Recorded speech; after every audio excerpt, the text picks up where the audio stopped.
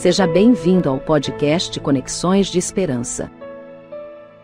Este áudio é reprodução de leituras e reflexões diárias matinais de textos de Ellen White, feitas pelo pastor Carlos Alvarenga por videoconferência, através do aplicativo Zoom e transmitidas ao vivo pelo canal Conexões de Esperança no YouTube. Nosso desejo é que sua experiência com Deus seja enriquecida com o que você vai ouvir a seguir. Hoje, as nossas considerações estão baseadas no livro O Desejado de Todas as Nações, a partir da página 611. Nós lemos assim: Voltando, Jesus tornou a procurar o seu retiro, caindo prostrado, vencido pelo horror de uma grande treva. A humanidade do Filho de Deus tremia naquela probante hora. O tremendo momento chegara, aquele momento que decidiria o destino do mundo. Trêmulas caem as palavras dos lábios de Jesus. Pai meu, se este cálice não pode passar de mim sem eu o beber, faça-se a tua vontade. 3 vezes proferiu esta oração. 3 vezes recuou sua humanidade do último supremo sacrifício. Surge, porém, então, a história da raça humana diante do Redentor do mundo. Vê que os transgressores da lei, se deixados, têm de perecer. Vê o desamparo do homem. Vê o poder do pecado. As misérias e os ais do mundo condenado erguem-se ante ele. Contempla-lhe a sorte iminente e decide-se. Salvará o homem, custe o que custar de sua parte. Sua prece agora respira apenas submissão. Se este cálice não pode passar de mim sem eu o beber, faça-se a tua vontade. Havendo tomado a decisão, cai moribundo no solo. Onde se achavam então os discípulos para pôr ternamente as mãos sobre a cabeça do desfalecido mestre? O Salvador pisou sozinho o lagar. Mas Deus sofria com seu filho. Houve silêncio no céu. Nenhuma harpa soava. Nessa horrível crise, quando tudo estava em jogo, quando o misterioso cálice tremia nas mãos do sofredor, abriu-se o céu.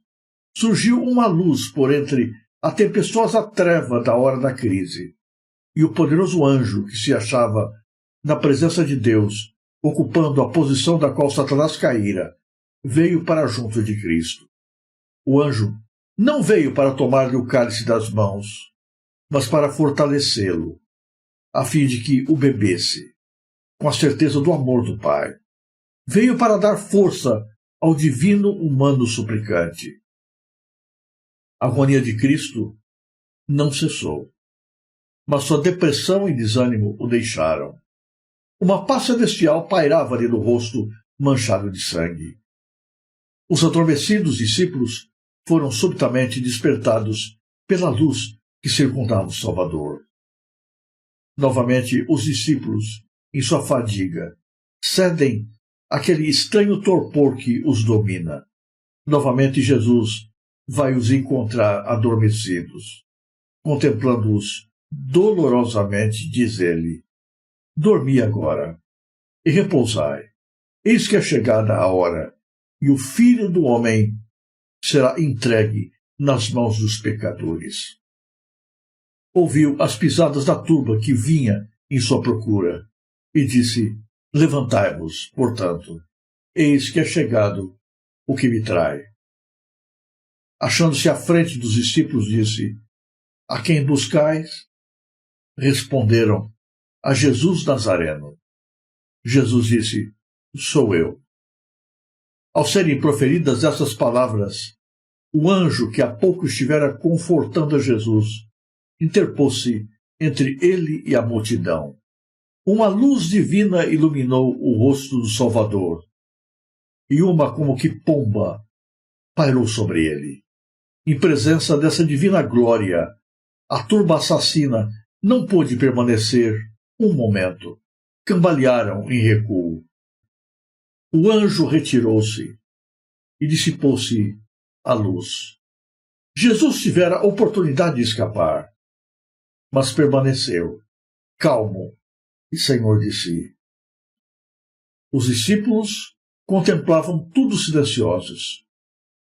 Rapidamente, porém, mudou a cena. A turba ergueu-se.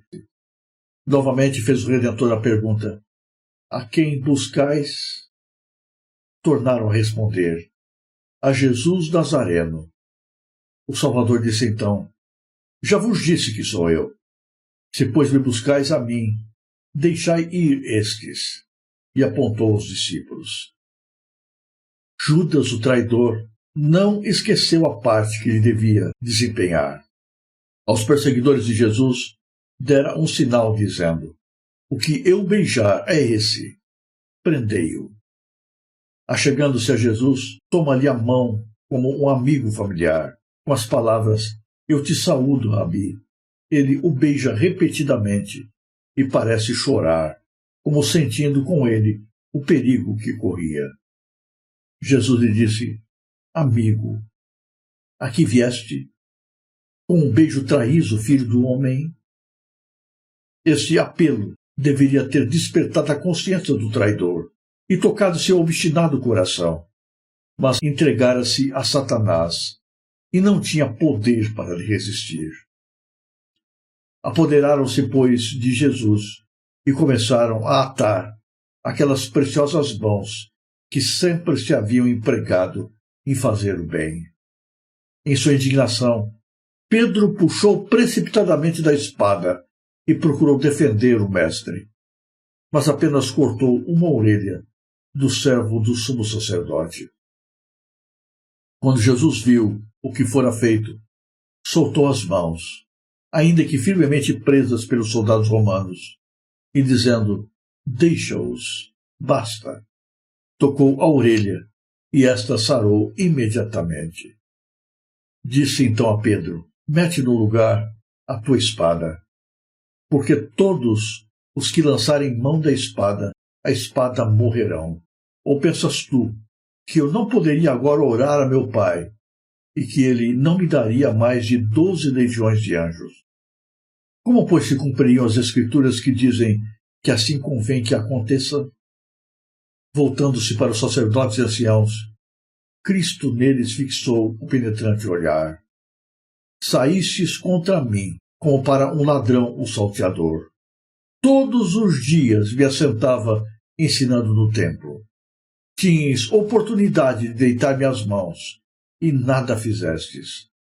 A noite é mais adequada para a vossa obra, mas esta é a vossa hora e o poder das trevas. Em sua indignação e temor, Pedro propôs que se salvassem. Seguindo essa sugestão, todos os discípulos, deixando-o, fugiram. É difícil demais descrever essa cena em linguagem humana. Cristo, no jardim de Getsêmani, sofre toda a angústia do peso de todos os pecados e todos os tempos que lhe pesavam sobre os ombros. Quase não resiste ao peso da dor que pairava do seu coração. Ora intensamente por forças do Pai. E quando decide submeter-se inteiramente à vontade de Deus, Deus envia um anjo poderoso para vir e confortar Jesus. A luz desse anjo incide sobre a pessoa de Cristo. O ambiente enche-se de glória. Os discípulos até contemplam a luz e ouvem a voz, mas estão entorpecidos demais, estão cansados demais, com sono demais. A sua salvação estava em jogo, bem à sua frente, e eles não conseguiam sequer manter os olhos abertos.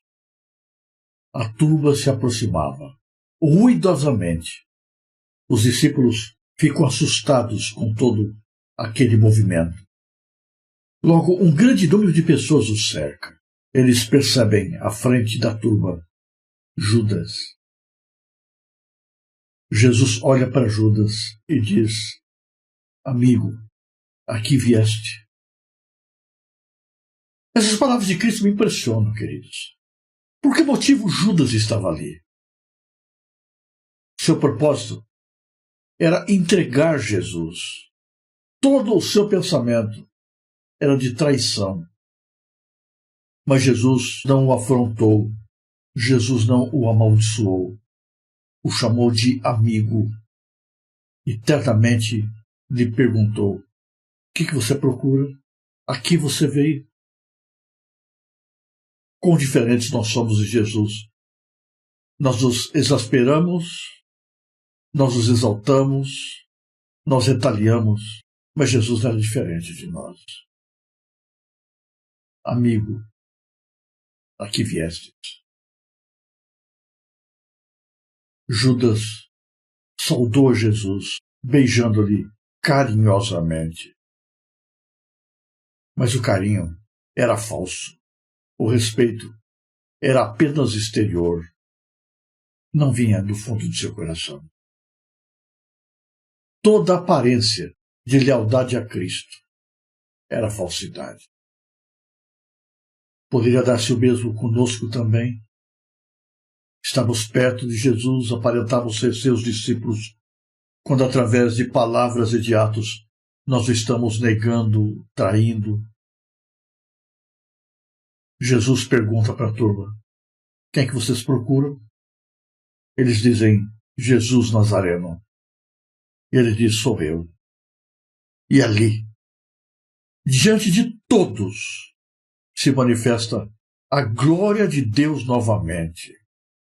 Procure imaginar aquela cena, a multidão dos algozes cercando Jesus e os discípulos para prendê-lo, quando o anjo do Senhor se manifesta e todos caem diante da glória que se manifesta ali. Era uma última oportunidade, uma última demonstração de que Jesus era, na verdade, aquele que eles não queriam que fosse. Jesus era, na verdade, o Filho de Deus. Eles tiveram uma última chance de recuarem, mas ainda assim eles não desistem. Eu ouço pessoas dizer assim: se eu visse um milagre, eu acreditaria. Mas isso é mentira. Milagres não mudam o coração. Demonstrações externas do poder de Deus não mudam o sentimento da alma. Mesmo vendo um milagre, o seu coração não foi mudado. Milagres não salvam você. O que salva você é a fé. E fé é você crer naquilo que não se vê. Jesus é amarrado. Pedro toma a espada para defender Jesus. E ao tomar a espada e levantá-la, ele corta a orelha de alguém que estava ali, afrontando Cristo. A pergunta é: o que Pedro estava fazendo com uma espada? Por que Pedro estava carregando uma espada? Pedro não deveria depender da espada, porque ele a mantinha junto de si. Jesus cura a orelha decepada e repreende a Pedro. E naquela hora, toda a valentia de Pedro e dos demais discípulos desaparece. Pedro, que havia dito que seguiria Jesus até a morte, vergonhosamente foge. Deixa Jesus sozinho. Quão enganoso é o coração humano. Pedro havia sido sincero quando disse que seguiria Jesus até a morte. No entanto, a sinceridade, ele próprio não a pudera manter. Ele pensava que era aquilo que na verdade ele não era. Ele pensava ter a força que de fato não possuía. Ele pensava que era muito forte. O mais leal dos discípulos de Jesus, quando no fundo, era um covarde. Ele não conhecia seu próprio coração. Quantas vezes nos julgamos tão religiosos, tão conhecedores da verdade, tão firmes nas Escrituras, tão leais a Jesus, mas nós não conhecemos a nossa própria natureza. Nós não somos ninguém. Não somos nada.